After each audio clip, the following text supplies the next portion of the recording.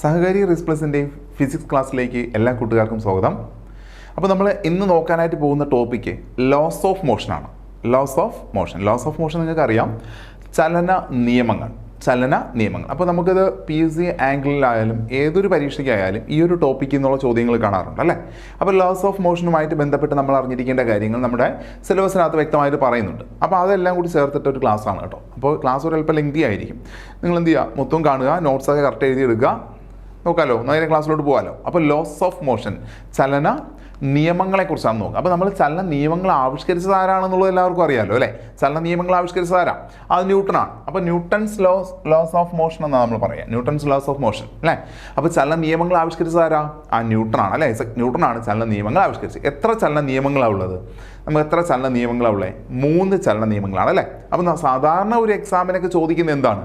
ഏതെങ്കിലും ഒരു ചലന നിയമം തന്നതിന് ശേഷം ഇത് ന്യൂട്ടൻ്റെ എത്രാമത്തെ ചലന നിയമമാണ് എന്നാണ് പരീക്ഷയിൽ ചോദിക്കാറ്. ഓക്കെ, ഇതാണ് നമ്മുടെ PSC ആംഗിളിൽ ഏറ്റവും കൂടുതൽ ചോദിച്ചുള്ള ചോദ്യം. ഈ പറഞ്ഞ ഭാഗത്ത് ഇതാണ്.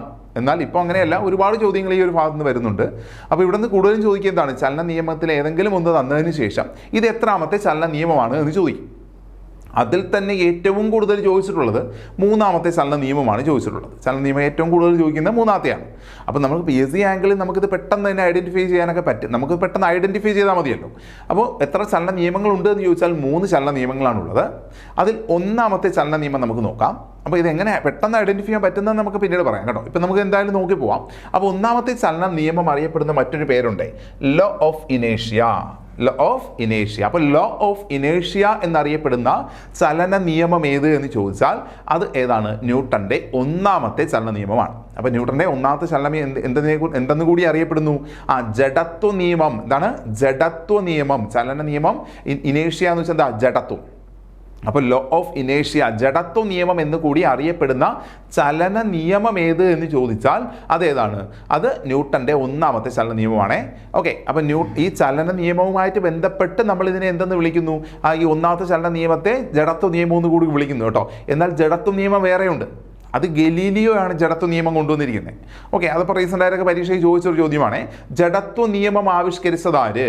ജഡത്വ നിയമം ആവിഷ്കരിച്ചതാര് എന്ന് ചോദിച്ചാൽ അതിൻ്റെ ഉത്തരം ഗലീലിയോ ആണ്. അതിൻ്റെ ഉത്തരം എന്താണ്? ഗലീലിയോ ആണ്. ഓക്കെ, ഇത് 1ാം ചലന നിയമത്തെ നമ്മൾ എന്തെന്ന് കൂടി വിളിക്കുന്നു? ജഡത്വ നിയമം എന്ന് കൂടി വിളിക്കുന്നു. കാരണം ഇത് ജഡത്വത്തിന് ഒരു വിശദീകരണം നൽകുന്നുണ്ട്. ജഡത്വത്തെ വിശദീകരിക്കുന്ന ചലന നിയമം ഏത് എന്ന് ചോദിച്ചാൽ അതേതാണ്? ന്യൂട്ടൻ്റെ 1ാമത്തെ ചലന നിയമമാണ്. ക്ലിയർ ആവുന്നുണ്ടോ നിങ്ങൾക്ക്? ന്യൂട്ടൻ്റെ 1ാമത്തെ ചലന നിയമത്തിലാണ് എന്തിനെക്കുറിച്ച് പറയുന്നത്? ജഡത്വത്തെക്കുറിച്ച് പറയുന്നത്. ജഡത്വത്തെക്കുറിച്ച് എക്സ്പ്ലെയിൻ ചെയ്യുന്ന ചലന നിയമം ഏതാണ്? ന്യൂട്ടൻ്റെ 1ാമത്തെ ചലന നിയമമാണ്.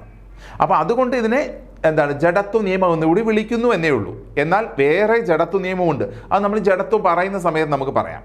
ഓക്കെ, അപ്പോൾ ന്യൂട്ടൻ്റെ 1ാം ചലന നിയമം നോക്കാമല്ലോ. എന്താണെന്ന് നോക്കാമല്ലോ. നോക്കിയോളൂ. Every body continues in its state of rest or of uniform motion in a straight line unless compelled by an external unbalanced force to change that state. സിമ്പിളായി പറയുകയാണെങ്കിൽ, ഒരു വസ്തു ഏതവസ്ഥയിലാണോ ഇരിക്കുന്നത് ആ അവസ്ഥയിൽ തന്നെ എന്ത് ചെയ്യാനായിട്ട് പറ്റും? അതിന് തുടരാനായിട്ട് സാധിക്കും. ഏതുവരെ? പുറത്തു നിന്ന് ഒരു ബലം ലഭിക്കുന്നത് വരെ. ഓക്കെ, നിങ്ങൾ എന്താണ്, ഇപ്പോൾ റൂമിലിരുന്ന് പഠിച്ചുകൊണ്ടിരിക്കുകയാണ്. നിങ്ങളുടെ മുമ്പിൽ ഒരു മേശയുണ്ട്. ആ മേശ ആ ടേബിള് അവിടെ തന്നെ കിടക്കത്തില്ലേ? നമ്മൾ പുറത്തുനിന്ന് ആരെങ്കിലും ആ മേശയിൽ ഒരു ബലം കൊടുക്കുന്നത് വരെ അതെന്ത് ചെയ്യും? ആ ഒരു നിശ്ചലാവസ്ഥയിൽ തന്നെ തുടരത്തില്ലേ? തുടരും. ഇതിനെയാണ് ന്യൂട്ടൻ്റെ 1ാം ചലന നിയമം എന്ന് പറയുക. ഈ ഒരു സ്റ്റേറ്റ്മെൻറ്റിനെയാണ് നമ്മൾ ന്യൂട്ടൻ്റെ 1ാം ചലന നിയമം എന്ന് പറയുന്നത്. അപ്പോൾ ഏതൊരു വസ്തുവും അതിൻ്റെ നിശ്ചലാവസ്ഥയിലോ സ്റ്റേറ്റ് ഓഫ് റെസ്റ്റ്, അതിൻ്റെ നിശ്ചലാവസ്ഥയിലോ or of uniform motion in a straight line, നേർരേഖയിലൂടെയുള്ള സമചലനത്തിലോ.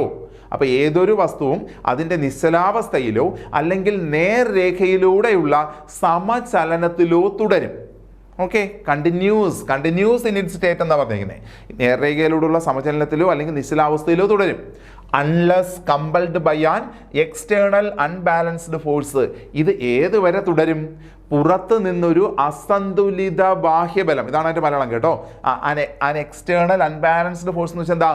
അസന്തുലിത ബാഹ്യബലം. അതായത് പുറത്ത് നിന്ന ഒരു ബാഹ്യബലം, അതായത് പുറത്തു നിന്ന് കിട്ടുന്ന ബലം, അതല്ലേ ബാഹ്യബലം. അസന്തുലിതമായ ഒരു ബാഹ്യബലം ലഭിക്കുന്നത് വരെ ടു ചേഞ്ച് ഇറ്റ്സ് സ്റ്റേറ്റ്, അതിൻ്റെ സ്റ്റേറ്റിൽ ചേഞ്ച് ഉണ്ടാക്കാനായി പുറത്തു നിന്ന ഒരു ബാഹ്യബലം ലഭിക്കുന്നത് വരെ ഏതൊരു വസ്തുവും നമ്മൾ പറഞ്ഞ രണ്ടവസ്ഥ ഏതൊക്കെയാണ്? നിശ്ചലാവസ്ഥയിലോ നേർരേഖാ സമചലനത്തിലോ തുടരുന്നു. ഇതാണ് ന്യൂട്ടൻ്റെ ഒന്നാമത്തെ ചലന നിയമം. ക്ലിയർ ആണേ? എക്സാമ്പിൾ ഞാൻ പറഞ്ഞേ, ഒരു മേശ നമ്മൾ ബലമൊന്നും കൊടുക്കുന്നില്ല എങ്കിൽ അതങ്ങനെ, മേശപ്പുറത്തിരിക്കുന്ന പുസ്തകം നമ്മൾ ബലമൊന്നും കൊടുക്കുന്നില്ല എങ്കിൽ അത് അങ്ങനെ തന്നെ കണ്ടിന്യൂ ചെയ്തുകൊണ്ടേയിരിക്കും. അപ്പോൾ ഒരു വസ്തു അതിൻ്റെ തന്നെ അവസ്ഥയിൽ കണ്ടിന്യൂ ചെയ്യാനുള്ള ആ ഒരു അവസ്ഥ അല്ലെ ആ ഒരു ഇത് ഏതുവരെ കിട്ടും? അത് നമ്മളൊരു ബലം കൊടുക്കുന്നത് വരെ അതങ്ങനെ കണ്ടിന്യൂ ചെയ്യത്തുള്ളൂ. ഇതിനെയാണ് ന്യൂട്ടൻ്റെ ഒന്നാം ചലന നിയമം. ന്യൂട്ടൺ ഇതാണ് ഒന്നാം ചലന നിയമത്തിൽ പറഞ്ഞിരിക്കുന്നത്. ക്ലിയർ ആണേ? ഓക്കെ, അപ്പോൾ നമുക്ക് ഇതിനെ ഒന്ന് തിരിച്ച് പറയാം. ഇതിനെ ഒന്ന് തിരിച്ച് നിങ്ങളൊന്ന് പറഞ്ഞു നോക്കിയേ. അതായത് ഒരു വസ്തുവിൻ്റെ നിശ്ചലാവസ്ഥയിൽ മാറ്റം വരുത്താൻ നമ്മൾ എന്ത് നൽകണം? ബലം നൽകണം അല്ലേ? അപ്പോൾ ഒരു വസ്തുവിൻ്റെ നിശ്ചലാവസ്ഥയ്ക്കോ നേർരേഖയിലൂടെയുള്ള സമചലനത്തിലോ മാറ്റം വരുത്താൻ കഴിയുന്നതെന്തോ അതാണ് ബലം. ക്ലിയർ ആണോ? ഒരു വസ്തുവിനെ നിശ്ചലാവസ്ഥയിൽ നിന്ന് ചലനാവസ്ഥയിലേക്ക് കൊണ്ടുവരാനോ നേർരേഖാ സമചലനത്തിലൊരു വസ്തുവിനെ നിശ്ചലാവസ്ഥയിലേക്ക് കൊണ്ടുവരാനോ കഴിയുന്നതെന്തോ അല്ലെങ്കിൽ നമ്മൾ നൽകേണ്ടതെന്തോ അതാണ് ബലം. അപ്പോൾ ബലത്തിനൊരു നിർവചനം കിട്ടിയില്ലേ? ബലത്തിനൊരു നിർവചനം കിട്ടിയോ? അപ്പോൾ ബലത്തിനെ നിർവചിക്കുന്ന ചലന നിയമം ഏത്? ഫോഴ്സിന് എക്സ്പ്ലനേഷൻ നൽകുന്നു അല്ലെങ്കിൽ ഫോഴ്സിന് ഒരു നിർവചനം ഡെഫിനിഷൻ നൽകുന്ന ചലന നിയമം ഏത് എന്നൊരു ചോദ്യം വന്നാൽ നിങ്ങളുടെ ഉത്തരം ഏതായിരിക്കും? ന്യൂട്ടന്റെ ഒന്നാം ചലന നിയമമാണ്. തിരിഞ്ഞു പോവാൻ സാധ്യത കൂടുതലാണ്. അതുകൊണ്ടാണ് എടുത്തു പറയുന്നത് ഫോഴ്സിന് ഒരു നിർവചനം, ബലത്തിന് ഒരു നിർവചനം. നമ്മൾ ഈ പറയുന്ന ചലന നിയമത്തെ നമ്മളിപ്പോൾ പറഞ്ഞു, തിരിച്ച് നിങ്ങൾ വീണ്ടും പറഞ്ഞു കേട്ടോ. ഇനി വീണ്ടും ഞാൻ റിപ്പീറ്റ് ചെയ്യുന്നില്ല. ചലന നിയമത്തെ നമ്മൾ തിരിച്ചു പറഞ്ഞാൽ അത് ബലത്തിൻ്റെ നിർവചനമാകും. അപ്പോൾ ബലത്തിനൊരു നിർവചനം നൽകാൻ അല്ലെങ്കിൽ ബലത്തെ നിർവചിക്കുന്ന, ബലത്തെ എക്സ്പ്ലെയിൻ ചെയ്യുന്ന ചലന നിയമം എന്ന് ചോദിച്ചാൽ അത് ഒന്നാമത്തെ ചലന നിയമമാണ്. അപ്പം ആരെ ആദ്യം എക്സ്പ്ലെയിൻ ചെയ്തു? ഇനേഷ്യ അല്ലേ? ഇനേഷ്യ. അപ്പോൾ ഇനേഷ്യയെ ആദ്യം എന്ത് ചെയ്യുന്നു? അത് എക്സ്പ്ലെയിൻ ചെയ്തു അല്ലെങ്കിൽ ചെയ്യുന്നു. അത് നമുക്ക് താഴോട്ട് പോകുമ്പോൾ പറയാം. അത് നമ്മൾ ഓൾറെഡി ഹെഡിങ്ങിൽ പറഞ്ഞതാണ്. ഇനേഷ്യ എക്സ്പ്ലെയിൻ ചെയ്യുന്ന ചലന അല്ലെങ്കിൽ ജഡത്വ നിയമം എന്നറിയപ്പെടുന്നു. ഇനേഷ്യ ജഡത്വത്തെ എക്സ്പ്ലെയിൻ ചെയ്യുന്നു, ബലത്തെ എക്സ്പ്ലെയിൻ ചെയ്യുന്നു. ഇതെല്ലാം ഏത് ചലന നിയമമാണ്? ഒന്നാമത്തെ ചലന നിയമമാണ്. ഒന്നാമത്തെ ചലന നിയമം. ക്ലിയർ ആണല്ലോ? ഓക്കെ ആണേ? ഇവിടെ ഈ പറയുന്ന പന്ത് നമ്മളൊരു ബാഹ്യബലം കൊടുക്കുന്നത് വരെ അതെന്ത് ചെയ്യുന്നു? അതിൻ്റെ നിശ്ചലാവസ്ഥയിൽ തന്നെ തുടരും. നമ്മളൊരു ബലം കൊടുത്തു കഴിഞ്ഞാലാണ് അതെന്താവുന്നത്? അത് അതിൻ്റെ ചലനാവസ്ഥയിലേക്ക് പോകുന്നത്. ഓക്കെ, ക്ലിയർ അല്ലേ? അപ്പോൾ ഒന്നാം ചലന നിയമം ക്ലിയർ ആണ്. ഏകദേശം ഒന്നാം ചലന നിയമത്തെക്കുറിച്ച് ഐഡിയ കിട്ടിയില്ലേ? ഇനി റിപ്പീറ്റ് ആയിട്ട് കേൾക്കണമെന്നുണ്ടെങ്കിൽ രണ്ടും തവണ റിപ്പീറ്റ് ആയി കേൾക്കുക കേട്ടോ. അപ്പോൾ നമ്മളിവിടെ ഇനേഷ്യ എന്താണെന്ന് പറഞ്ഞില്ലേ? ജഡത്വം എന്താണെന്ന് നമ്മൾ പറഞ്ഞിട്ടില്ല. നമുക്ക് പറയാം എന്താണ് ജഡത്വം, നമുക്ക് പറയാം. ഓക്കെ, അപ്പോൾ നമുക്ക് രണ്ടാമത്തെ ചലന നിയമം നോക്കാം. അപ്പോൾ ഇനേഷ്യയെക്കുറിച്ച് എക്സ്പ്ലെയിൻ ചെയ്യുന്നു, ബലത്തെക്കുറിച്ച് എക്സ്പ്ലെയിൻ ചെയ്യുന്നു. ഇതൊക്കെ ഏതാ? ഒന്നാമത്തതാണ്. അപ്പോൾ നമ്മൾ എന്താണ് ബലമെന്ന് ഞാൻ ജസ്റ്റ് പറഞ്ഞു പോയി. നമുക്ക് ബലത്തെക്കുറിച്ച് ഇനേഷ്യയെക്കുറിച്ചൊക്കെ താഴേക്ക് ഡീറ്റെയിൽ ആയിട്ട് നോക്കാം.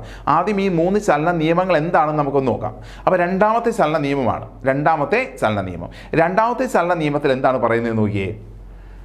The rate of change of momentum.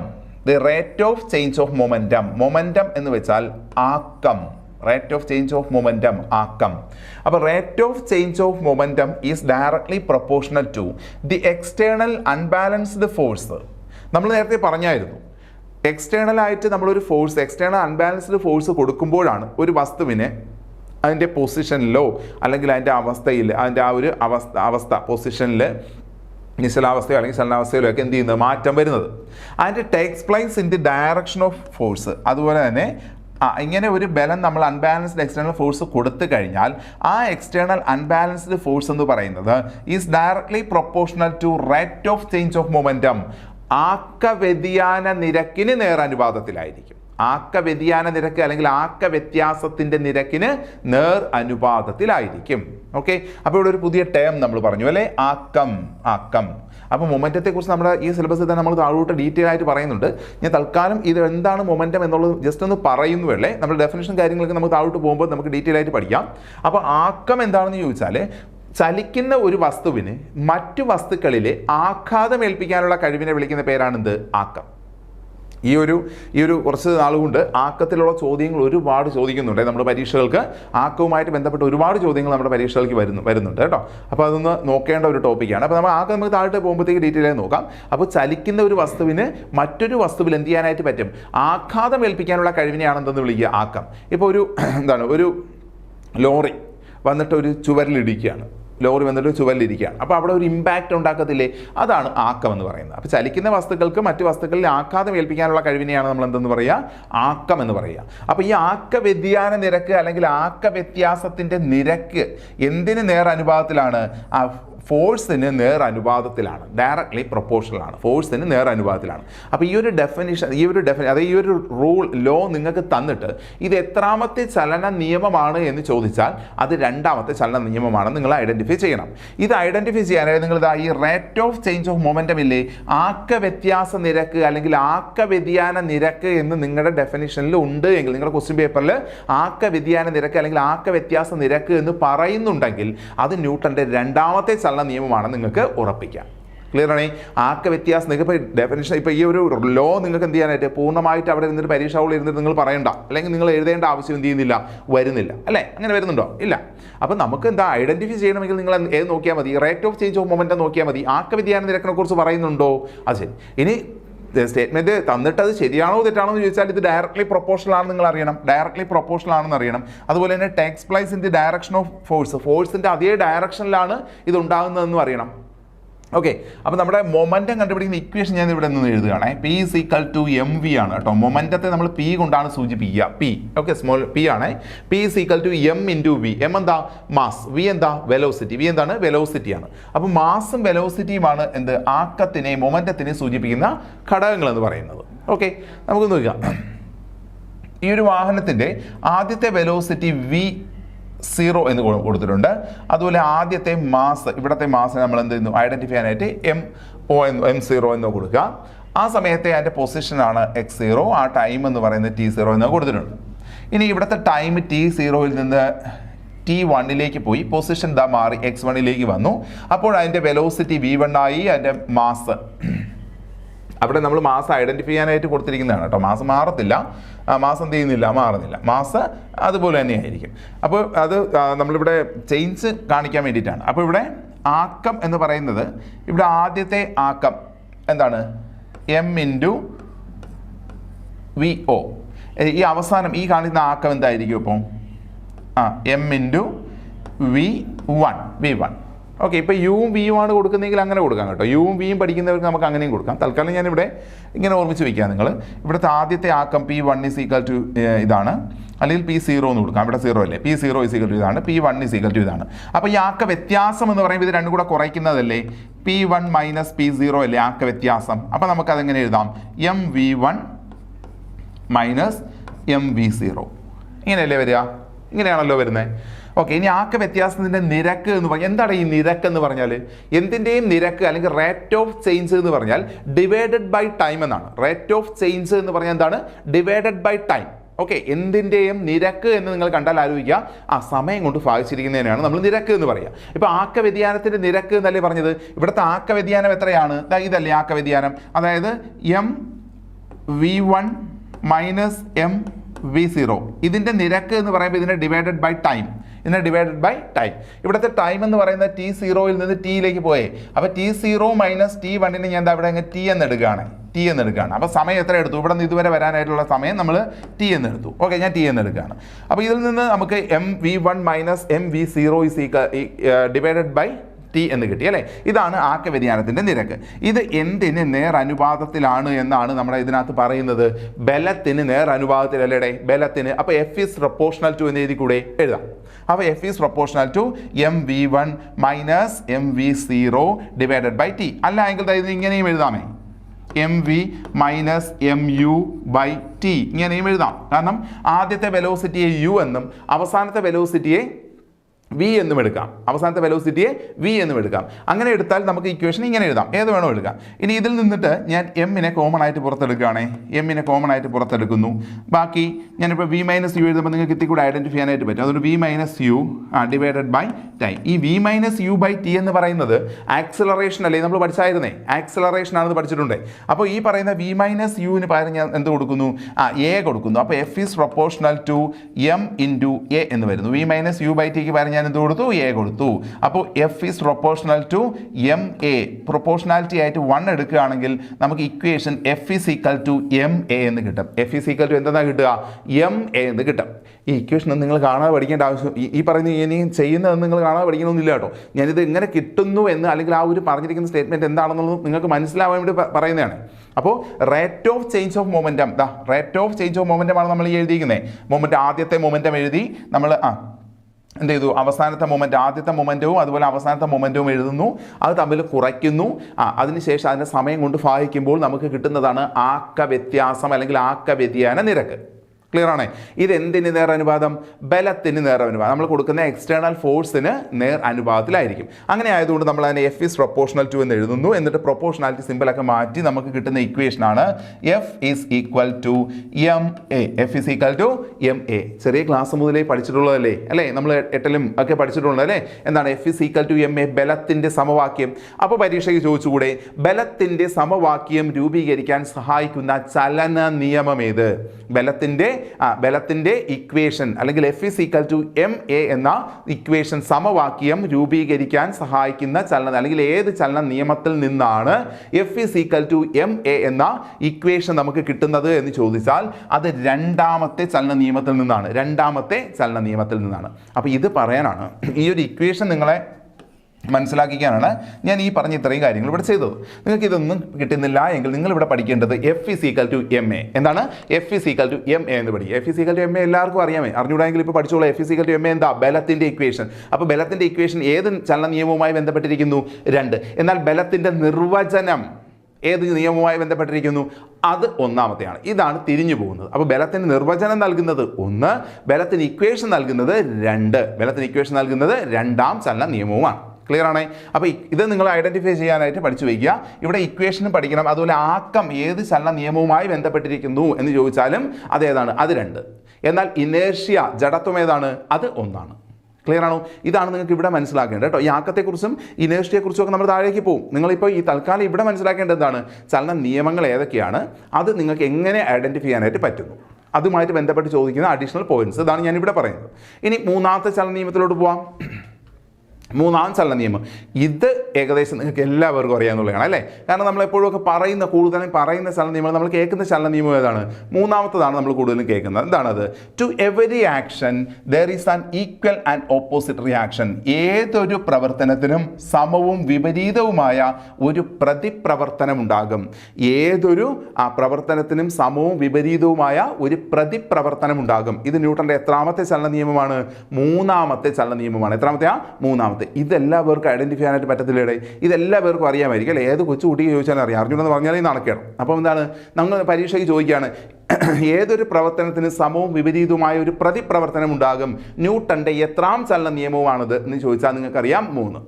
Clear ആണേ? ഇനി നിങ്ങളത് ചോദിക്കുകയാണ്, നിങ്ങളുടെ ക്വസ്റ്റ്യൻ പേപ്പറിലുണ്ട്, ഒരു അസന്തുലിത ബാഹ്യബലം പ്രയോഗിക്കുമ്പോഴുണ്ടാകുന്ന ആക്ക വ്യത്യാസ നിരക്ക് ആ ബലത്തിന് നേർ അനുപാതത്തിലായിരിക്കും എന്ന് പറയുന്നത് ഏതാ? ആക്ക വ്യതിയാന നിരക്കെന്ന് വന്നോ? ഉണ്ട്. ആക്ക വ്യത്യാസ നിരക്കെന്ന് വന്നിട്ടുണ്ടേ. അപ്പോൾ അതേത്? രണ്ടാമത്തെ ചലന നിയമമാണ്. മൂന്നാമത്തെയും രണ്ടാമത്തെയും ചലന നിയമങ്ങൾ നിങ്ങൾക്ക് ഇങ്ങനെ ഐഡൻറ്റിഫൈ ചെയ്യാനായിട്ട് പറ്റുന്നുണ്ട് എങ്കിൽ ഇനി വേറൊരു നിയമം തന്നിട്ട് അത് ന്യൂട്ടൻ്റെ എത്രാമത്തെ ചലന നിയമം എന്ന് ചോദിച്ചാൽ അത് ഒന്നാമത്തെ ചലന നിയമം ആയിരിക്കില്ലേ? ആയിരിക്കും. അപ്പോൾ ഒന്നാമത്തെ ചലന നിയമം എന്ന് സത്യം പറഞ്ഞാൽ നിങ്ങൾ എന്ത് ചെയ്യട്ടെ, കാണാതെ പോലും പഠിക്കേണ്ട ആവശ്യമില്ല. പക്ഷേ അത് സിമ്പിളാണ്. ഏതൊരു വസ്തു എന്ത് ചെയ്യുന്നു, അതിൻ്റെ അവസ്ഥയിൽ തന്നെ തുടരുന്നു. ഇതിനെയല്ലേ ഒന്നാമത്തെ ചലന നിയമം എന്ന് പറയുന്നത്. സിമ്പിളായിട്ട് പറഞ്ഞാൽ ഇത്രയല്ലേ ഉള്ളൂ. ഏത് വരെ? അസന്തുലിത ബാഹ്യബലം പ്രയോഗിക്കുന്നത് വരെ. അപ്പോൾ 3 ചലന നിയമങ്ങളും പഠിച്ചില്ലേ? ഐഡൻറ്റിഫൈ ചെയ്യാനായിട്ട് പഠിച്ചേ. ഓക്കെ.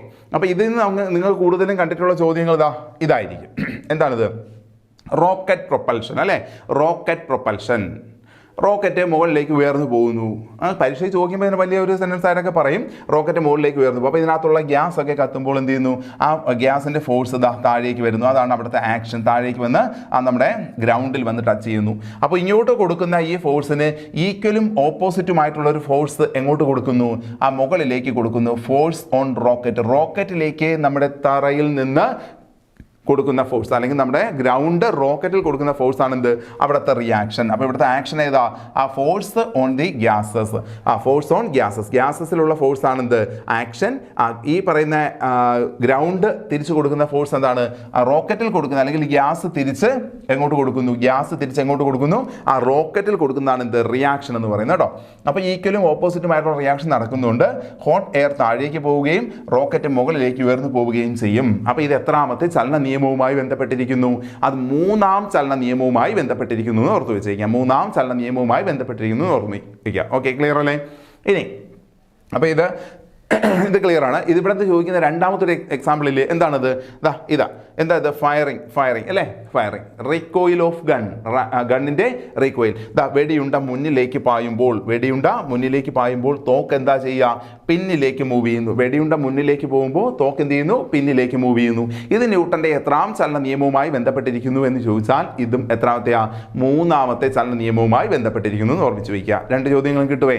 ഇനി നിങ്ങളടുത്ത് ചോദിക്കുകയാണ്, നദിയിൽ കിടക്കുന്ന ഒരു വഞ്ചിയിൽ, ഒരു തോണിയിൽ നിന്ന് ഒരാൾ കരയിലേക്ക് എടുത്തു ചാടുന്നു. തോണി പിറകിലേക്ക് പോകുന്നു. ഇവിടെ ന്യൂട്ടന്റെ എത്രാം ചലന നിയമമാണ് എന്ന് ചോദിച്ചാൽ ഏതാ, 3. കാരണം ഒരു ബലം കൊടുത്തിട്ടാണ് നമ്മൾ എന്ത് ചെയ്യുക, കരയിലേക്ക് എടുത്ത് ചാടുന്നത് അല്ലേ. അപ്പോൾ നമ്മൾ കൊടുക്കുന്ന ആ ബലത്തിന് ഓപ്പോസിറ്റായിട്ട് വഞ്ചി എന്ത് ചെയ്യുന്നു, നമ്മുടെ കാലിലേക്ക് തരുന്ന ബലത്തിൻ്റെ ഫലമായിട്ടാണ് നമുക്ക് ചാടാനായിട്ട് സാധിക്കുക. അപ്പോൾ അതിൻ്റെ റിയാക്ഷനായിട്ട് എന്ത് ചെയ്യുന്നുണ്ട്, തോണി എന്ത് ചെയ്യുന്നുണ്ട്, പുറകിലേക്ക് പോകുന്നുണ്ട്. അപ്പോൾ ഇതും ഏതാണ്, ന്യൂട്ടന്റെ മൂന്നാം ചലന നിയമമാണെന്ന് ഓർത്ത് വയ്ക്കുക. ക്ലിയർ ആണോ? അപ്പോൾ 3 ചലന നിയമങ്ങൾ ഐഡന്റിഫൈ ചെയ്യാനായിട്ട് നിങ്ങൾക്ക് ഇപ്പോൾ അറിയാം. ഇനി അടുത്ത് നമ്മൾ നേരത്തെ പറഞ്ഞ ഇനേഷ്യയെ കുറിച്ച് നോക്കാം. നമുക്ക് ഇനി എന്താണ് ഇനേഷ്യ എന്നും അതിൻ്റെ ഡീറ്റെയിലിംഗും കൂടെ നമുക്ക് നോക്കിയോളൂ. ഇതാണ് definition. According to the first law a body by itself cannot change its state of rest or of uniform velocity. അപ്പോൾ ഇത് നമ്മൾ നേരത്തെ പറഞ്ഞത് തന്നെയാണ്. നമ്മൾ ഒന്നാമത്തെ ചലന നിയമം അനുസരിച്ച് നമുക്കറിയാം, ഒരു വസ്തുവിന് സ്വയം അതിൻ്റെ സ്റ്റേറ്റ് ഓഫ് റെസ്റ്റിലോ അല്ലെങ്കിൽ യൂണിഫോം മോഷനിലോ എന്ത് ചെയ്യാൻ പറ്റത്തില്ല, മാറ്റം വരുത്താനായിട്ട് പറ്റത്തില്ല. അതിന് നമുക്ക് എന്ത് കൊടുക്കണം, എക്സ്റ്റേണൽ ആയിട്ട് ഉള്ള ഒരു ഫോഴ്സ് നമ്മൾ കൊടുക്കണം. അപ്പോൾ ഇങ്ങനെ മാറ്റം വരുത്താനായിട്ട് സാധിക്കില്ല.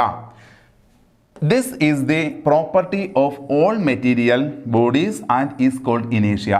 ഇത് എല്ലാ വസ്തുക്കൾക്കുമുള്ള ഒരു പ്രോപ്പർട്ടിയാണ്. ഈ പ്രോപ്പർട്ടിയെ നമ്മൾ വിളിക്കുന്ന പേരാണ് ഇനേഷ്യ ജഡത്വം. ഈ പ്രോപ്പർട്ടി നമ്മൾ വിളിക്കുന്ന പേരാണ് എന്ത്, ഇനേഷ്യ ജഡത്വം. അപ്പോൾ ഒരു വസ്തുവിന് സ്വയം എന്ത് ചെയ്യാൻ പറ്റത്തില്ല, അതിൻ്റെ അവസ്ഥയ്ക്ക് മാറ്റം വരുത്താനായിട്ട് സാധിക്കത്തില്ല. ഒരു വസ്തുവിന് എന്ത് ചെയ്യാൻ പറ്റത്തില്ല, സ്വയം അതിൻ്റെ അവസ്ഥയ്ക്ക് എന്ത് ചെയ്യാൻ പറ്റത്തില്ല, മാറ്റം വരുത്താനായിട്ട് പറ്റത്തില്ല. നിശ്ചലാവസ്ഥയിരിക്കുന്ന വസ്തുവിന് സ്വയം എന്ത് ചെയ്യാൻ പറ്റത്തില്ല, ചലനാവസ്ഥയിലേക്ക് മാറാനായിട്ട് സാധിക്കില്ല. അല്ലെങ്കിൽ ഒരു നിശ്ചിത വെലോസിറ്റി, യൂണിഫോം വെലോസിറ്റിയിൽ ചലിച്ചുകൊണ്ടിരിക്കുന്ന ഒരു വസ്തുവിന് എന്ത് ചെയ്യുക, സ്വയം നിശ്ചലാവസ്ഥയിലേക്ക് വരാനായിട്ട് സാധിക്കത്തില്ല. ഇങ്ങനെ സാധിക്കില്ല എന്ന് പറയുമ്പോൾ അവിടെ ഒരു ഹിഡൻ ഉണ്ട്. എന്താണ്, അവിടെ ഒരു എക്സ്റ്റേണൽ ഫോഴ്സ് വേണം. അതാണ് സ്വയം പറ്റുന്നില്ല എന്ന് പറയുന്നത്. ആ സ്വയം പറ്റുന്നില്ല എന്ന് പറഞ്ഞാൽ എന്താ, എക്സ്റ്റേണലി ഒരു ഫോഴ്സ് കിട്ടിയാൽ ഇത് പറ്റും, സ്വയം എന്ത് ചെയ്യത്തില്ല, പറ്റത്തില്ല. അങ്ങനെ സ്വയം അതിൻ്റെ അവസ്ഥയ്ക്ക് മാറ്റം വരുത്താനുള്ള ഒരു കഴിവ് ഇല്ല. ഈ കഴിവില്ലായ്മയാണ് നമ്മൾ എന്തെന്ന് വിളിക്കുന്നത്, ജഡത്വം എന്ന് വിളിക്കുന്നത്. ഈ കഴിവില്ലായ്മയെ വിളിക്കുന്ന പേരാണ് എന്ത്, ജഡത്വം എന്ന് പറയുന്നത്. സ്വയം അതിന് മാറാനായിട്ട് പറ്റത്തില്ല. അപ്പോൾ അതൊരു കഴിവില്ലായ്മയല്ലേ. ആ ഒരു കഴിവില്ലായ്മയെ നമ്മൾ വിളിക്കുന്ന പേരാണ് എന്ത്, ജഡത്വം, ഇനേഷ്യ എന്ന് പറയുന്നത്. ഓക്കെ ആണേ? ഓക്കെ, അടുത്ത് നോക്കിയേ. It is the property of a body by which it tends to resist changes in its state of rest or uniform motion in a straight line. Uniform motion, straight ലൈനിലെ uniform motion അല്ലെങ്കിൽ ആ state of rest, ഇതിൽ എന്ത് ചെയ്യാൻ പറ്റില്ല, which it tends to resist. ഇതെന്ത് ചെയ്യുന്നു, ഇതിനെ എതിർക്കും, അല്ലെങ്കിൽ ആ ഒരു ചേഞ്ചിനെ ഇത് എതിർക്കുന്നു. അതിന് എന്ത് ചെയ്യാൻ പറ്റത്തില്ല, ചേഞ്ച് ചെയ്യാനായിട്ട് പറ്റത്തില്ല. അപ്പോൾ ഇത് മറ്റൊരു രീതിയിൽ ഇങ്ങനെയും ചോദിക്കാം. അപ്പോൾ നമുക്ക് രണ്ട് രീതിയിൽ ഇത് പറയാം. അതായത് ഒരു വസ്തുവിന് അതിൻ്റെ തന്നെ അവസ്ഥയിൽ എന്ത് ചെയ്യാനായിട്ട് പറ്റും, തുടരാനായിട്ട് കഴിയത്തില്ലേ, പറ്റും. ആ വസ്തുവിന് അസന്തുലിത ബാഹ്യമല്ലേ ലഭിക്കുന്നത് വരെ അത് ആ അവസ്ഥയിൽ തന്നെ തുടർന്നുകൊണ്ടേയിരിക്കില്ലേ. അങ്ങനെ തുടർന്നുകൊണ്ടേയിരിക്കാനുള്ള ഒരു കഴിവും വേണമല്ലോ. അങ്ങനെ ഒരു വസ്തുവിന് സ്വയം അതിനെന്ത് ചെയ്യാൻ പറ്റത്തില്ല, മാറാൻ പറ്റില്ല. ഓക്കെ, അത് കഴിവില്ലായ്മയാണ്, അങ്ങനെ നമുക്ക് പറയാം. എന്നാൽ ഒരു വസ്തുവിന് അതിൻ്റെ തന്നെ അവസ്ഥയിൽ ഇങ്ങനെ തുടരാനുള്ള കഴിവ് എന്ന് ചോദിച്ചാൽ എന്ത് തന്നെയാണ്, ഇനേഷ്യ തന്നെയാണ്. അപ്പോൾ രണ്ട് രീതിയിൽ ഇത് എന്ത് ചെയ്യാം, നമുക്ക് ഡെഫിനേഷൻ ആയിട്ട് ചോദിക്കാം. കഴിവായും പറയാം, കഴിവില്ലായ്മ കഴിവില്ലായ്മയായും പറയാം ഏതിനെ? ജഡത്വത്തെ. അപ്പോൾ എന്താണ്? ഒരു വസ്തുവിന് സ്വയം അതിൻ്റെ നിശ്ചലാവസ്ഥയ്ക്കോ നേർരേഖാ സമചലനത്തിലോ മാറ്റം വരുത്താനുള്ള കഴിവില്ലായ്മ ആണ് ജഡത്വം. ഇനി പറയാം, കഴിവായി പറയാം, ഒരു വസ്തുവിന് അതിൻ്റെ തന്നെ അവസ്ഥയിൽ തുടരാനുള്ള കഴിവാണ് എന്ത്? ജഡത്വം. രണ്ട് രീതിയിലും പറഞ്ഞൂടെ? ഓക്കെ, രണ്ട് രീതിയിലും പറയാം. അപ്പം ജഡത്വം ഓർമ്മിച്ച് വയ്ക്കുക കേട്ടോ. അപ്പോൾ നോക്കിയേ, ഇവിടെ ഒരു എക്സാമ്പിൾ ആയിട്ട് ഇവിടെ പിക്ചറും കൂടെ ഒന്ന് നോക്കിയേ. ഇപ്പം ഈ പറയുന്നത് ചലിച്ചുകൊണ്ടിരിക്കുകയാണ്, ഇതിങ്ങനെ ചലിച്ചുകൊണ്ടേയിരിക്കുന്നു. ഇവിടെ വരുന്നു, ഈ പറയുന്ന ബോൾസും എല്ലാം ഇതോടൊപ്പം എന്ത് ചെയ്യുകയാണ്? ചലിച്ചുകൊണ്ട് വരികയാണ് അല്ലേ? ഇവിടെ വന്ന് ഇടിച്ച് കഴിയുമ്പോൾ ഈ പറയുന്ന റോളി എന്ത് ചെയ്യുന്നു? അവിടെ നിൽക്കുന്നു. പക്ഷേ അതിനകത്തിരിക്കുന്ന ബോൾ അപ്പോഴും ചലിക്കാൻ ശ്രമിക്കും. അതുകൊണ്ടാണ് ബോൾ എന്ത് ചെയ്യുന്നത്? താഴേക്ക് പോകുന്നത്. കണ്ടോ? ഇവിടെ നോക്കിയേ, ഈ പറയുന്ന ഗ്ലാസിൻ്റെ മുകളിൽ ഒരു കാർഡ് ബോർഡ്, ഒരു പേപ്പർ വെച്ചിട്ടുണ്ട്, അതിലൊരു കോയിൻ ഇരിപ്പുണ്ട് അല്ലേ? നമ്മൾ ഈ പറയുന്ന ബോർഡ്, പറയുന്ന പേപ്പറിനെ അല്ലെങ്കിൽ കാർഡ് ബോർഡിനെ നമ്മളങ്ങ് തട്ടിത്തെറിപ്പിച്ച് കഴിഞ്ഞാൽ കോയിൻ എന്ത് ചെയ്യും? ഇവിടെ ഇരുന്ന കോയിൻ എന്ത് ചെയ്യും? നേരെ താഴേക്ക് ഗ്ലാസ്സിലെ വെള്ളത്തിലേക്ക് വീഴുന്നു. കണ്ടോ? അപ്പോൾ ഇത് പറയുന്ന വസ്തുവിന് അതിൻ്റെ തന്നെ അവസ്ഥയിലായിട്ട് എന്ത് ചെയ്യാൻ തുടരാനുള്ള ഒരു പ്രവണതയല്ലേ? അതിനെയാണ് നമ്മൾ ജഡത്വം എന്ന് വിളിക്കുന്നത്. ക്ലിയർ ആണോ? ഓക്കെ ആണ്. അപ്പോൾ ഇത് ഒരുപാട് തവണ ചോദിച്ചുള്ള ചോദ്യമാണേ. അപ്പോൾ ഇത് ചോദിക്കാം കേട്ടോ. അപ്പോൾ ഇത് ഓർത്ത് വെച്ചേക്കാം. അപ്പോൾ ഇപ്പോൾ റീസെൻ്റ് ആയിട്ട് ഇവിടെ നിന്ന് ഒരു ചോദ്യം ചോദിച്ചിട്ടുണ്ടായിരുന്നു. അതിങ്ങനെയാണ് ചോദിച്ചത്. ഒരു വസ്തുവിന് അതിൻ്റെ തന്നെ അവസ്ഥയിൽ തുടരാനുള്ള പ്രവണതയിൽ നിന്നാണ് ന്യൂട്ടൺ ചലന നിയമങ്ങൾ ആവിഷ്കരിച്ചത്. ഒരു വസ്തുവിന് എന്ത് ചെയ്യുന്നു? അതിൻ്റെ തന്നെ അവസ്ഥയിൽ തുടരാനുള്ള പ്രവണതയിൽ നിന്നാണ് ന്യൂട്ടൺ എന്ത് ചെയ്തത്? ചലന നിയമങ്ങൾ ആവിഷ്കരിച്ചത്. എങ്കിൽ ഏതാണ് ആ ഗുണം? ഇതായിരുന്നു ചോദ്യം. അപ്പോൾ അതിൻ്റെ തന്നെ അവസ്ഥയിൽ തുടരാനുള്ള പ്രവണത. അപ്പോൾ അവിടെ നിന്ന് തന്നെ നമുക്ക് ഉത്തരം കിട്ടും. ഒരു വസ്തുവിന് അതിൻ്റെ തന്നെ അവസ്ഥയിൽ തുടരാനുള്ള കഴിവിനെ എന്താ വിളിക്കുക? ഇനേഷ്യ, ജഡത്വം. ഇത്രയേ ഉള്ളൂ. ക്ലിയർ അല്ലേ? Okay, thank you.